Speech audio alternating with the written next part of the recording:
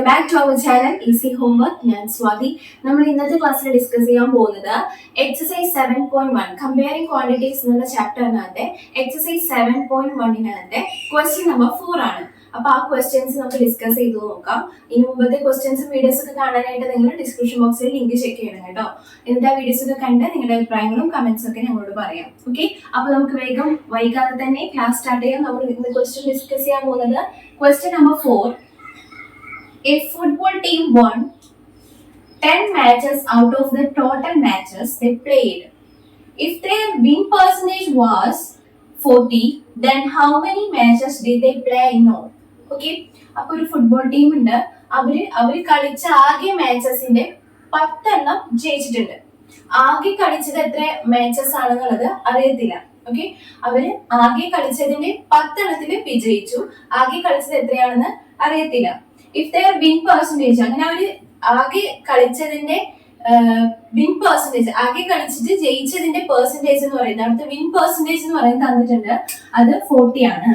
Okay, അങ്ങനെയാണെങ്കിൽ അവർ ആകെ എത്ര മാച്ചസ് കളിച്ചു എന്നുള്ളതാണ് നമുക്ക് കണ്ടുപിടിക്കേണ്ടത്. നമുക്കിവിടെ അറിയാത്തൊരു കാര്യം എന്ന് പറയുന്നത്, അറിയാത്തൊരു കാര്യം നമ്മൾ എക്സ് എന്ന വേരിയബിളിലാണ് എടുക്കാം. ഓക്കെ, അപ്പൊ അറിയാത്തൊരു കാര്യം എന്ന് പറയുന്നത് അവർ എത്ര മാച്ചസ് ആണ് ആകെ കളിച്ചത് എന്ന് നമുക്ക് അറിയത്തില്ല. Okay, but number of matches they played അത് നമുക്ക് അറിയത്തില്ല. സോ നമ്മൾ അത് എന്തായിട്ട് എടുത്തു? എക്സ് ആയിട്ട് എടുത്തു. Let it be X. Okay, ഇനി നമുക്ക് ഒരു കാര്യം അറിയാം. എന്താണ്? ആകെ കളിച്ച മാച്ചസിൽ 10 എണ്ണത്തിൽ അവർ ജയിച്ചിട്ടുണ്ട്. അവരുടെ വിൻ പെർസെന്റേജ് എന്ന് പറയുന്നത് 40 ആണ്.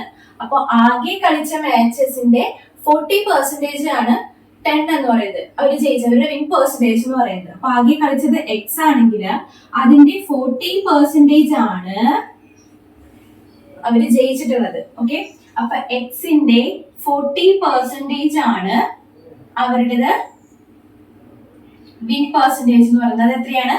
10 ആണെന്ന് ക്വസ്റ്റ്യനിൽ തന്നിട്ടുണ്ട്. ആകെ മാച്ചസിന്റെ 40%.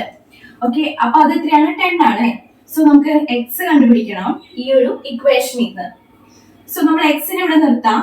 ബാക്കിയുള്ളതിനെല്ലാം ഈക്വൽ ടുവിന്റെ അപ്പുറത്തോട്ട് കൊണ്ടുപോകുമ്പോൾ എക്സിനെ ഇവിടെ നിർത്തി. ബാക്കി ഇവിടെ 10 ഉണ്ടല്ലേ ഈക്വൽ ടുവിന്റെ അപ്പുറത്ത്.